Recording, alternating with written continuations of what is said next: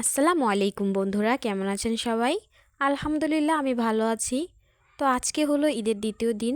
আর আজকে আমরা আমার ছোট ননদের বাসায় বেড়াতে যাব। এর জন্য সকাল সকাল ঘুম থেকে উঠেই আমি নাস্তা বানানো শুরু করে দিয়েছি। তো নাস্তা বানানো শেষ করে এখন আমি আর ইব্রাহিম নাস্তা করে নিচ্ছি। তো খাওয়া দাওয়ার পর্ব শেষ করে আমি ঘরের সব কাজকর্ম শেষ করে নিলাম। ঈদের মধ্যে তো সবাই কম বেশি বেড়াতে যায়, আর আমরাও আজকে যাচ্ছি। আর কাজকর্ম দ্রুত শেষ করে ইব্রাহিমকে গোসল করিয়ে দিলাম। আর গোসল করানোর পরে ওকে রেডি করে নিজেও রেডি হয়ে নিলাম। এখন সবাই মিলে একসাথে ননদের বাসার দিকে রওনা হলাম।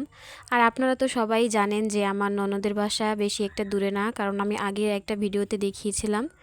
তো ওইখানে যে আমি এই ফলটা খেয়েছি। ফলটা খেয়ে কে কে চিনেন বলবেন অবশ্যই। তো ফলটা খেতে টক।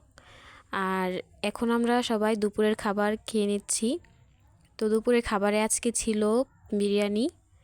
অনেক মজা হয়েছিল। সবাই মিলে একসাথে বসে খাওয়া দাওয়া করছি, খুব ভালোই লেগেছে।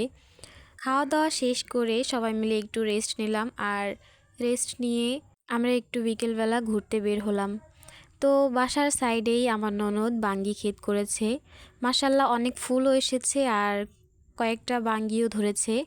যাক আলহামদুলিল্লাহ, এবার আমরা বাঙ্গি খেতে পারবো নিজেদের ক্ষেতের। বাঙ্গি ক্ষেত দেখা শেষ করে আমরা সবাই মিলে মাঠের ভিতরে একটু বসে গল্পগুজব করলাম। অনেক দিন পরে সবাই এক জায়গায় হলে অনেক গল্পই জমা পড়ে থাকে।